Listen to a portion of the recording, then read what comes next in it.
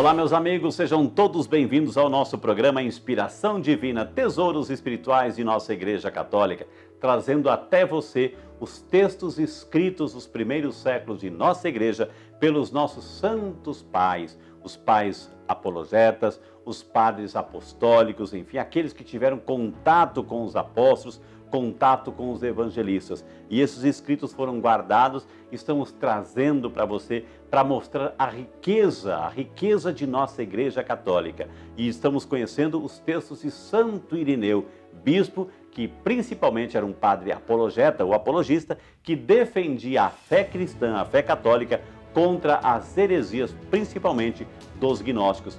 Um grande sistema que tentou eliminar o cristianismo nos primeiros séculos. Do Tratado contra as Heresias de Santo Irineu Bispo, século II.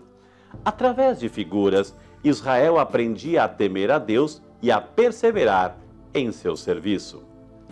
Desde o princípio, Deus criou o homem para lhe comunicar seus dons, escolheu os patriarcas para lhes dar a salvação, ia formando um povo para ensinar os ignorantes a seguir a Deus, preparava os profetas para acostumar os homens a serem morada do Espírito e a viverem em comunhão com Deus.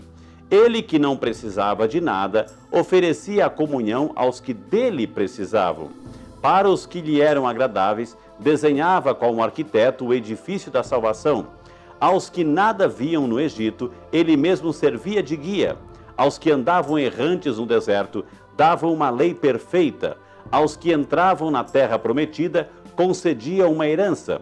Enfim, para os que voltavam à casa do Pai, matava o vitelo gordo e dava a melhor roupa. Assim, de muitas maneiras, Deus ia preparando o gênero humano em vista da salvação futura. Eis porque João diz no Apocalipse, sua voz era como o fragor de muitas águas, Apocalipse 1,15. Na verdade, são muitas as águas do Espírito de Deus, porque é muita a riqueza e grandeza do Pai. E passando através de todas elas, o Verbo concedia generosamente o seu auxílio a quanto lhe estavam submetidos, prescrevendo uma lei adaptada e adequada a cada criatura.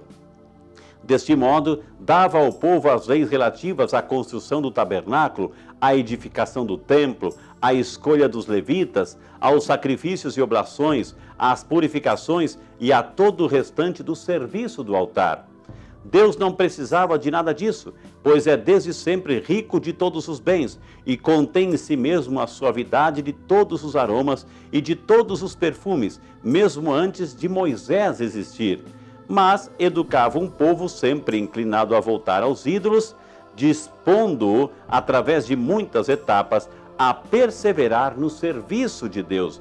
Por meio das coisas secundárias, chamava-o a principais, isto é, pelas figuras à realidade, pelas temporais às eternas, pelas carnais às espirituais, pelas terrenas às celestes, de tal como foi dito a Moisés, farás tudo segundo o modelo das coisas que viste na montanha.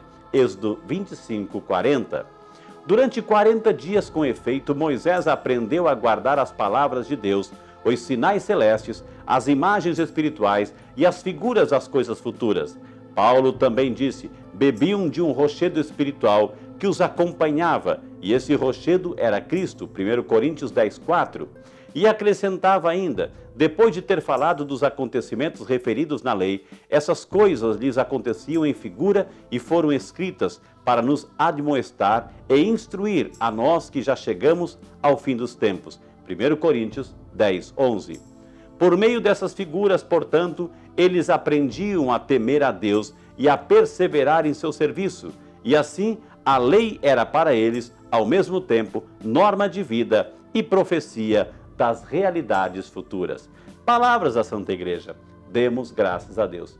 Mais um texto escrito por Santo Irineu para defender a fé cristã, principalmente quando se negava a continuidade do Deus do Antigo Testamento e o Deus do Novo Testamento. E aqui Irineu une a um só Deus, Criador do céu e da terra, das coisas visíveis e invisíveis. Tesouros espirituais de nossa Igreja Católica. Deus abençoe você.